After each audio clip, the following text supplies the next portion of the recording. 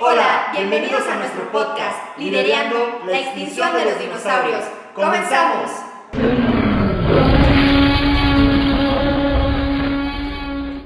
Bienvenidos todos a nuestro podcast, Liderando la extinción de los dinosaurios. El día de hoy nos acompaña un invitado muy especial que sin duda todos ubican, seguramente cuando fueron estudiantes en su alma mater, la Benemérita Universidad Autónoma de Puebla, o también cuando nos tocó que fuera nuestro alcalde aquí en la bella ciudad de Puebla. Bienvenido, doctor Enrique Doher, ¿cómo está? ¿Qué tal? Muy buenas tardes, un gusto y agradecerles que me inviten aquí a su podcast. No, pues un placer. Un placer tenerlo aquí. La idea de este podcast, como le hemos comentado a todos nuestros invitados, es pues poder extraer de la experiencia de los grandes políticos y académicos, empresarios de nuestro estado, pues un poco de su experiencia para que pues todos los que están interesados en incursionar a la política, en la academia, en el aspecto empresarial, pues sepan por dónde lo lograron, ¿no? Claro. Entonces, antes de nada, pues porque antes de nada no hay nada, ¿quién es Enrique Doher?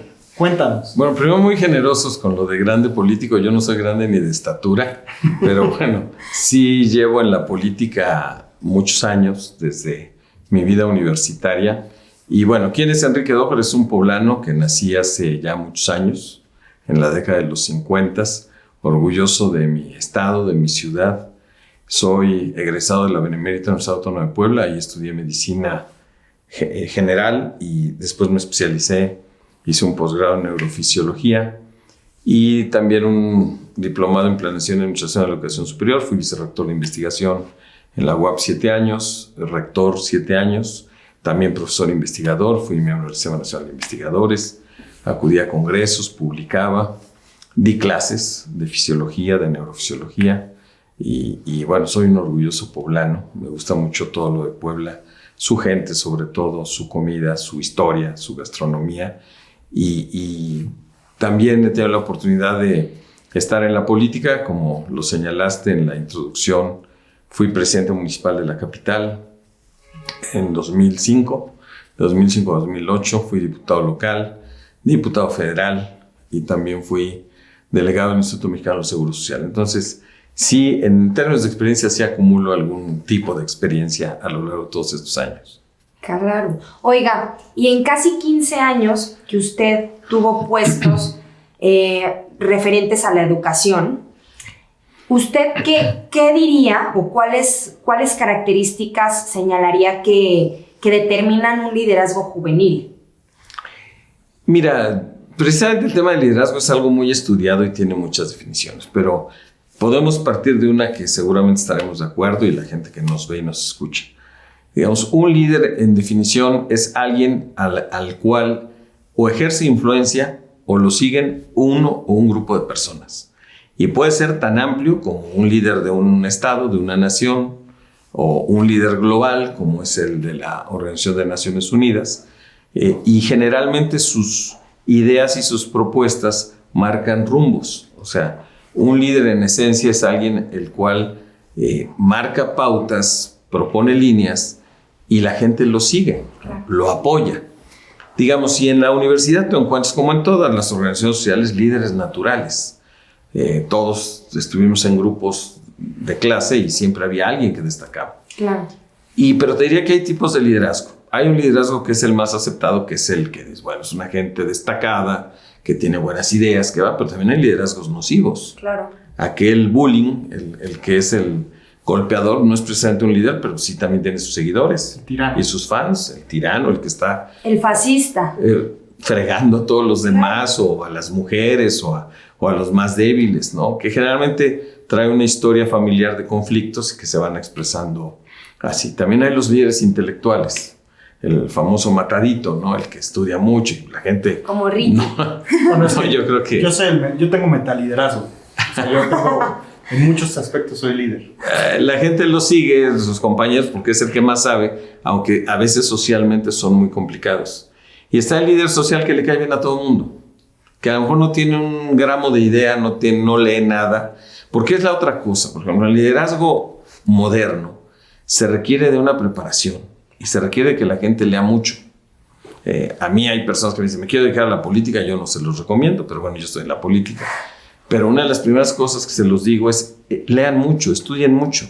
Porque hay gente que dice, yo quiero ser diputado, yo quiero ser gobernador. No, es realmente una carrera. Es muy despreciado socialmente, pero es algo que no se puede dejar a la improvisación. No cualquiera puede, así como no cualquiera puede ser un chef que guise muy bien o alguien que baile salsa muy bien.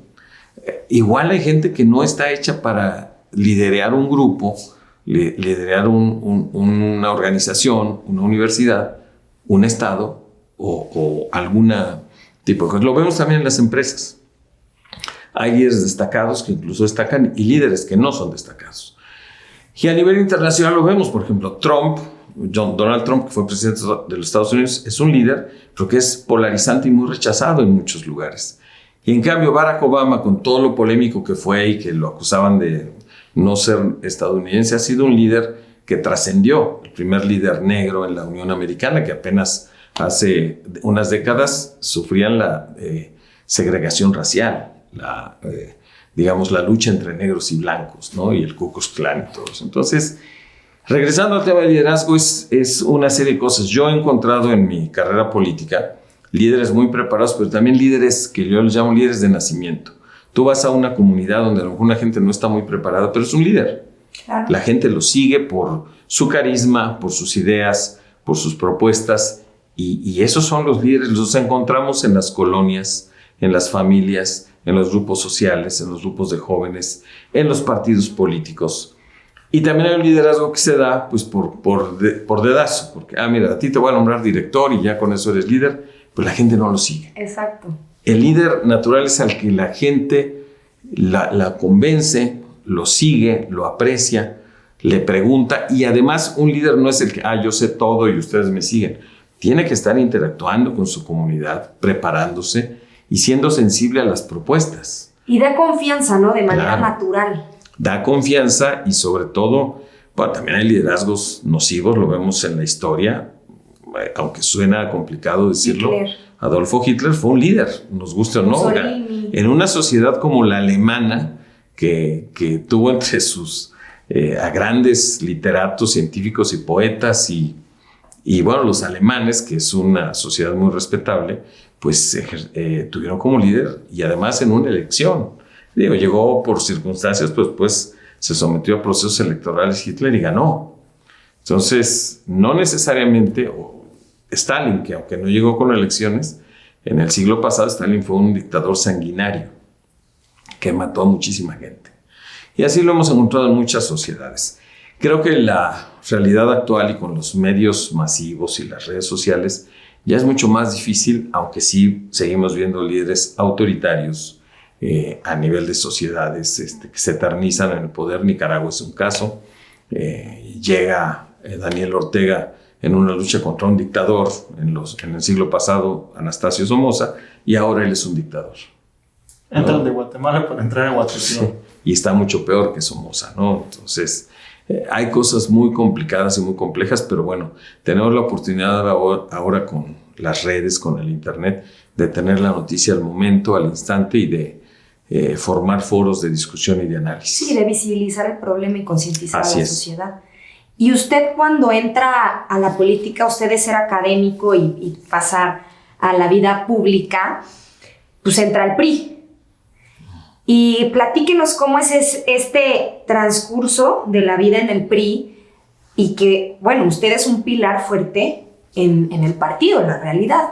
Yo desde que era estudiante, yo estudié medicina, que es una carrera pues no técnica, que requiere de mucha concentración, es una carrera apasionante, a mí me sigue gustando la medicina, aunque no me dedico precisamente a eso porque los caminos de la vida me llevaron a otra cosa. Yo nunca pensé llegar a la universidad y decir, mira, voy a ser rector, o llegué, mira, voy a ser presidente municipal. Son cosas que se fueron dando. La política siempre me interesaba porque yo se los he dicho incluso a la gente que dice, a mí no me gusta la política está en todos lados, en la familia, en la pareja. Cuando tú ves un núcleo familiar de los esposo, esposa y una familia de 3 o 4 integrantes hermanos, siempre hay un líder o una líder que lo siguen, que se pelean. Y en la pareja, pues con tu novio seguramente tienes que negociar qué película van a ver, qué van a comer, Eso es política. Aquí no, cuando es con los novios de Natalia, no hay. No, ella es la que decide. ella Bueno, impone. ella es Es una lo que me líder, han ¿no? comentado. Ya se puso roja, se Es acaba como de... dictatorial, abusados Bueno. amigos. Exceptuando No, no sé, los engañar. novios de Natalia, en la vida en pareja generalmente es una negociación. Las negociaciones es política. Hay quien lo sabe hacer muy bien, hay quien no le gusta. Y hay quien rechaza porque, y sobre todo entre los jóvenes, la actividad política es como rechazada y los partidos están muy desacreditados. Y uno de los más desacreditados es el PRI. Bueno, yo empiezo a interesarme en la política en mi época de joven, desde la preparatoria, pues leía mucho, leía de todo. Y recuerdo que cuando estaba en mis prácticas de medicina en el hospital, pues llevaba mis libros de medicina, porque pues, hay muchas materias, pero también llevaba libros de política. Entonces me decían, ¿por qué lees eso? Pues porque me interesaba, ¿no? Era una época efervescente donde el priismo era, digamos, lo que Enrique Krause dijo, la presidencia imperial. El presidente era un monarca de 6 años, etc. Y se fueron dando muchos cambios en la sociedad que ahora a los jóvenes quizás no lo ven. No había prensa libre, no había en la televisión críticas al presidente, ni análisis de opinión. Ahora, pues en redes sociales instantáneamente están criticando a todo mundo. Al ejército, a la iglesia, al presidente. Y eso, yo digo, es parte de un desarrollo democrático sano, aunque hay excesos. También hay que reconocer que hay excesos. Pero bueno, la política me interesaba. Después termino mi carrera, hago un posgrado. Me proponen ser parte de un instituto de investigación formado recientemente en esas épocas en la universidad, del Departamento de Fisiología, que fue el área en la cual yo me especialicé, junto con otro grupo de compañeros, y ingresé muy joven, claro, con unos profesores que eran los que nos guiaban. Y ahí empecé un trabajo académico que realmente mi vocación era estar en el trabajo académico, hacer investigación científica, aplicarla a la medicina, etcétera, etcétera. Pero se fue dando que en la universidad hay una actividad política muy fuerte, hubo elecciones de rector y me propusieron ser vicerrector de investigación en los 90s, estaba yo todavía muy joven. Acepto ser el secretario de investigación y posgrado, después se volvió vicerrector, y pues ahí inicio una carrera política dentro de la universidad, que es donde yo dije, ahí aprendí política porque es una comunidad muy viva. Yo me sigo sintiendo orgullosamente universitario con escuelas como medicina, derecho, física, química. Es una comunidad compleja, plural, donde el estudiante de preparatoria le puede hacer una pregunta al rector y sin ningún problema, o tienes gente con doctorado con 30 años de experiencia, muy destacados. Y me toca estar en un área que era la mía, la de investigación, y trabajo 7 años, y después se da la posibilidad, apoyado por los académicos y los estudiantes, de ser rector de la universidad. Y el rector de la UAP, en ese entonces, y hasta la fecha, es una figura que también en la sociedad cuenta mucho, porque la universidad es muy grande, la gran mayoría de jóvenes aspiran a entrar a la UAP. Y nos tocó una época en la cual pudimos desarrollar la infraestructura, la calidad de los programas, etcétera, etcétera.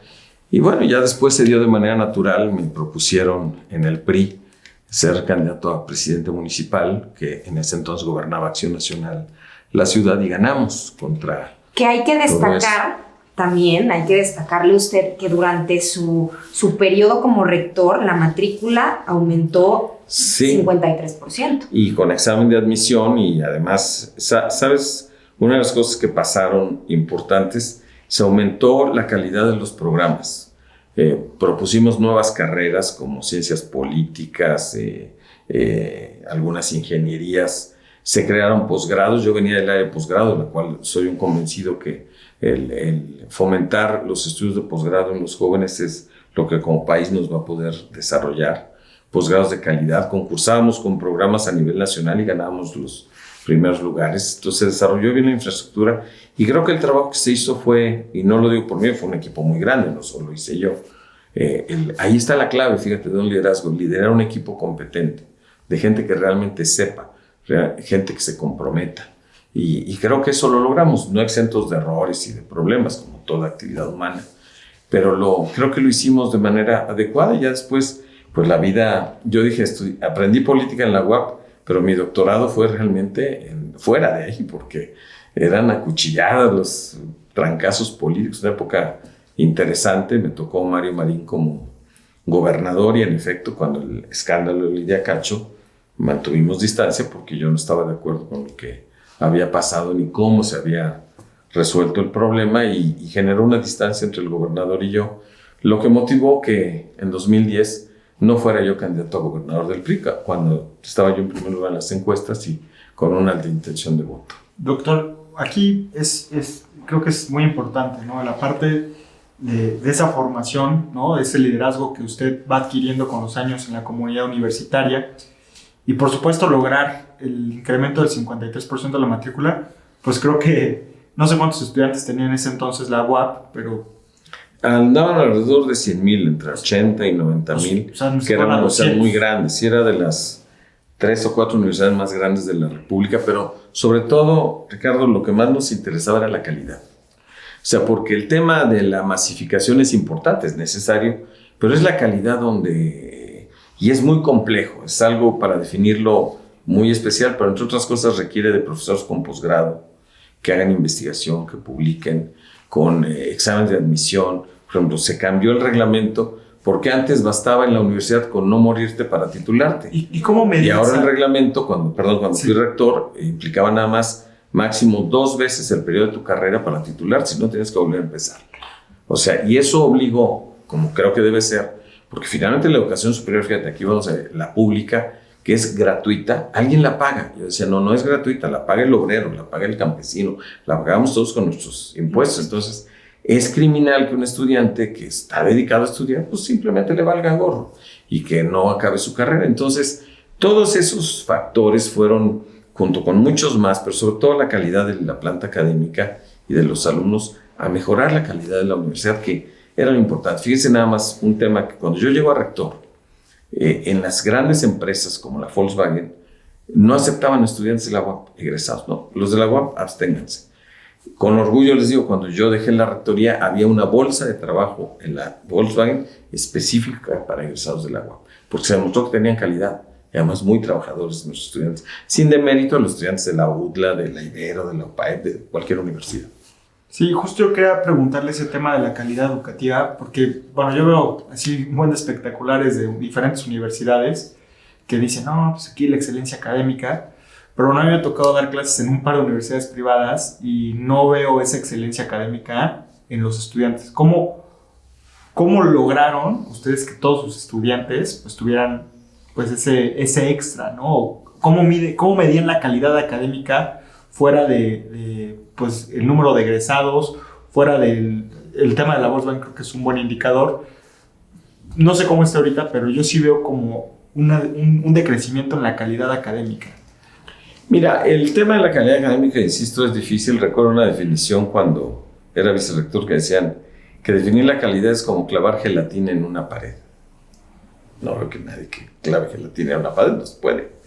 Pero sí hay datos que te dejan ver. La calidad es como todos. Yo siempre pongo, por ejemplo, cuando tú te enfermas, ¿qué es lo que buscas? Si necesitas una cirugía, pues a lo mejor cirujano. Claro. Al que tiene los diplomas, al que tiene la experiencia, al que ha operado a 300 y todos les han salido bien. Digamos, hay ciertos indicadores que te van orientando a la calidad. Por ejemplo, pues el promedio de los estudiantes, la evaluación de los programas académicos, evaluación que tiene que ver con el grado académico de sus profesores, las publicaciones que tienen, la actualización de los programas, si los egresados se encuentran empleo o no, casi como una empresa, si hay satisfacción o no, si se cumplen los programas académicos bien o no, porque ¿qué pasaba antes? Pues simplemente te inscribías, pero el maestro no llegaba y al final, ¿qué calificación te daban, no? Y ahora la educación, que cada vez más es no solo aprender y memorizar, sino resolver. Aprender a resolver problemas, aprender a trabajar en equipo, que en general los mexicanos somos muy individualistas. Por eso destacamos en deportes de individuos, no de grupo. Los boxeadores, los de caminata. Pero cuando es en grupo es difícil porque, no, yo no voy a ayudar a este, ¿por qué? Sí, cosas así que son medio complejas. Pero sí hay ciertas cosas que además te lo van dando los propios académicos. Por ejemplo, en otros países y en el nuestro también se usa que hay ciertas profesiones que tienen colegios de profesionistas que te avalan para poder ser especialista. Ejemplo, Si eres médico internista y no estás avalado por el Colegio Nacional de Medicina Interna, pues sí, pues eres médico internista, pero pues no sé quién te vaya a consultar, porque para ser miembro de ese colegio tienes que pasar un examen, actualizarte y ver que los conocimientos, porque fíjense, en medicina cada 10 años se duplica el conocimiento que hay. O sea, necesitas mantener, como creo que en todas las profesiones, mantenerte actualizado permanentemente. No es, mira, ya estudié, ya no vuelvo a tomar un libro y yo ya sé. No, es estudiar continua y permanentemente, ¿no? Y yo creo que en todas las actividades de la vida deben ser así. Igual en la política y en el liderazgo. El líder que no se actualiza, que no trabaja con su comunidad, es un líder que se queda estancado y seguramente pierde el liderazgo. Sí, y como usted acaba de comentar, y yo lo he platicado muchas veces con Ricardo, nosotros que sí queremos ser factores de cambio, buscamos este relevo generacional. Yo le digo, oye, sí, pero es importante, como usted dice, prepararnos. Sí, o sea, no podemos llegar a un lugar nada más para la foto, para el asiento, ¿no? Entonces, eso es lo que necesitamos los jóvenes. Y pues los invito también a todos, claro, a todos ellos que queremos aspirar a algo, a ser ese factor preparado. Bueno, a lo mejor aquí voy a ser un poco disruptivo porque estamos en redes sociales que son importantes.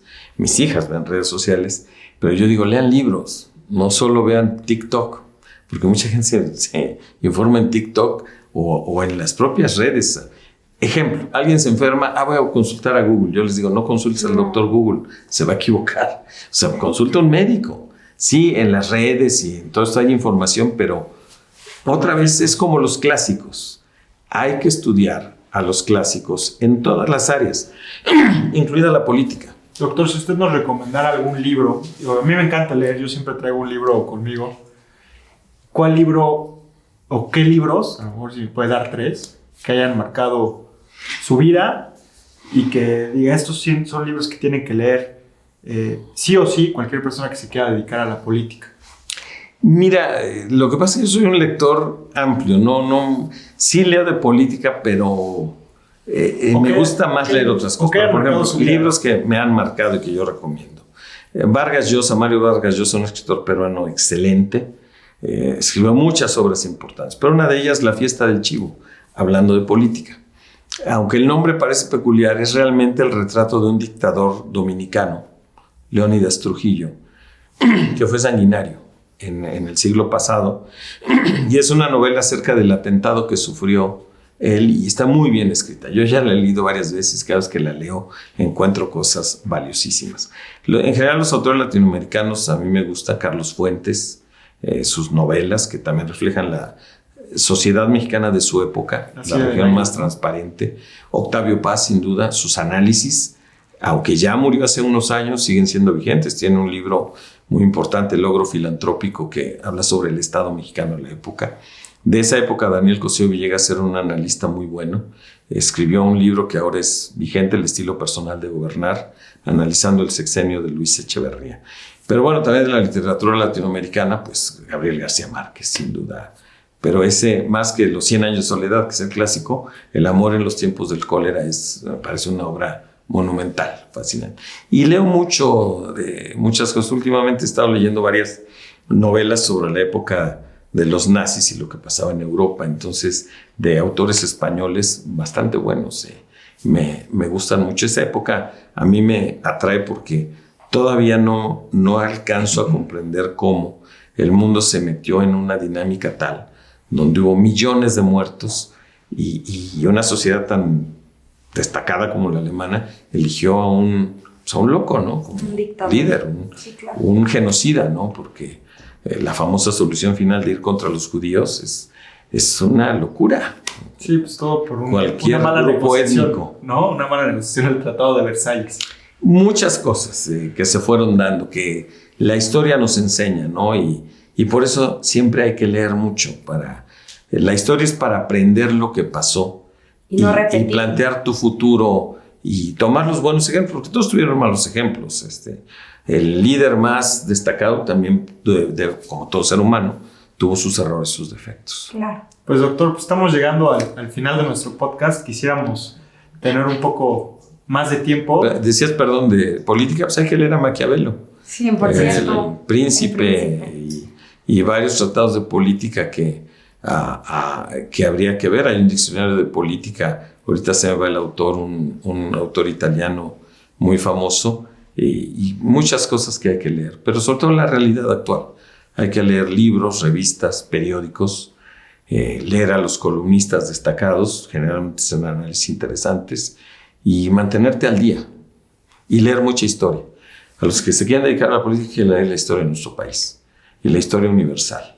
¿Qué fue lo que pasó? ¿Cómo fueron evolucionando? Porque la humanidad ha evolucionado de la prehistoria, de los seres humanos primitivos al feudalismo, al Renacimiento, a la Revolución Francesa, a las repúblicas, las dictaduras, etcétera, etcétera, etcétera. Pero bueno, no los quiero aburrir. Pues, No, es parte de... Muchísimas gracias. Al contrario. Muchas gracias, doctor. Natalia, Ricardo, gracias. Sentimos que pudimos haberle sacado más tiempo a este podcast, o esperemos que lo podamos volver a tener Con todo pronto. gusto, las veces que me inviten, aquí Pues estaré. la verdad es que sí es un ejemplo para nosotros, para la juventud. Y pues muchas gracias. Gracias, Y Natalia. ya nada más Ricardo. para concluir, a mí me gustaría nada más un último consejo que le pudiera dar a los jóvenes. Digo, ya nos dijo, hay que leer, hay que prepararse, pero un consejo adicional Que sean críticos. seamos críticos. Que no sean conformes con la realidad, sino que propongan. Y la dinámica de la juventud, yo trabajé muchos años con jóvenes en la universidad, siempre se dice el futuro es el presente. Y si cuando los jóvenes se pongan de acuerdo, son la mayoría de la sociedad. Lo que pasa es que son apáticos. Claro. Prefieren irse a la fiesta, al relajo. No, eso no me importa, la política es para corruptos, etcétera, etcétera. Pero luego no te quejes de lo que pasa si tú no participas. Claro. Participen en política. Muchísimas gracias, doctor. Pues ya Gracias. escucharon, los jóvenes somos el presente, no el futuro, porque decir que somos el futuro es invisibilizarnos. Nos vemos en nuestro próximo capítulo en La extinción de los dinosaurios por Liderin. Muchas gracias, doctor. Gracias. Gracias. Liderin no se hace responsable de las opiniones expresadas en este podcast.